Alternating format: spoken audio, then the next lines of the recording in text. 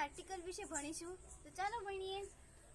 જે શબ્દનો ઉચ્ચાર સ્વર એટલે કે એ ઈ આઈ ઓ યુ થી થતો હોય તેવા શબ્દોની આગળ આર્ટિકલ એન નો ઉપયોગ થાય છે અને બાકીના શબ્દમાં એ લાગે છે। આર્ટિકલનો ઉપયોગ માત્ર એક વચનમાં જ થાય છે। યાદ રાખજો, એક વચનમાં થાય છે, બહુવચનમાં થતો નથી। હવે આપણે તેના થોડાક ઉદાહરણ જોઈએ કે જેમાં એન અને એ નો ઉપયોગ થતો હોય। આપણો પહેલો સ્પેલિંગ છે એપલ। એપલ નો પહેલો મૂળાક્ષર એ છે। એ છે એટલે કે તે શું છે? સ્વર છે, એ ઈ આઈ ઓ યુ, એટલે આપણે અહીંયા એન આર્ટિકલ લગાવવાનો રહેશે। બીજો આપણું સ્પેલિંગ છે એલિફન્ટ। એલિફન્ટ માં પણ પહેલો મૂળાક્ષર સ્વર છે, તો આની આગળ પણ આપણે શું લગાવવાનું રહેશે? એન। હવે આપણે ત્રીજો સ્પેલિંગ જોઈશું આઈસ્ક્રીમ। આઈસ્ક્રીમ કેટલાય ખાધો છે? કોમેન્ટમાં મને લખીને કહેજો કે કેટલાય આઈસ્ક્રીમ ખાધો છે।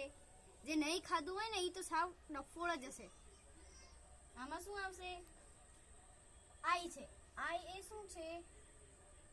સ્વર છે, એટલે અહીંયા પણ હશે એન। હવે આપણો નેક્સ્ટ સ્પેલિંગ છે ઈગ, એટલે કે ઈંડુ। એનો પહેલો મૂળાક્ષર પણ ઈ છે, જે સ્વરમાં આવે છે, એટલે અહીંયા પણ એન આવશે। હવે છે બુક। બુક એમાં પહેલો શબ્દ શું છે? પહેલો મૂળાક્ષર છે બી। બી એટલે એ આવે છે વ્યંજનમાં, એટલે અહીંયા આવશે ફક્ત એ। ઓરેન્જ। ઓરેન્જમાં પહેલો મૂળાક્ષર છે ઓ, એટલે એ આવે છે સ્વરમાં, એટલે અહીંયા આવશે એન। પછી છે બર્ડ, એટલે કે પક્ષી, જેનો પહેલો મૂળાક્ષર છે બી, એ આવશે વ્યંજનમાં, એટલે અહીંયા આવશે એ। હવે છે મેન। મેન નો પહેલો મૂળાક્ષર વ્યંજન છે, તો અહીંયા આવશે એ। ટ્રી એનો પહેલો મૂળાક્ષર છે ટી, એટલે અહીંયા પણ આવશે એ। હવે અહીંયા છે બોલ। આપણે બી વાળા ઘણા ઉદાહરણો જોઈએ, આ એ, આ બે, એટલે અહીંયા પણ બી છે, જે વ્યંજનમાં આવે છે, એટલે આપણે અહીંયા પણ એ લગાડીશું। આવા ઘણા તમે ઉદાહરણો લઈ શકો છો।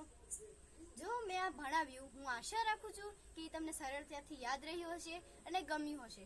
આવા જ હું ઘણા વિડીયો લઈને આવીશ, તો અમારી ચેનલ પર બન્યા રહેજો।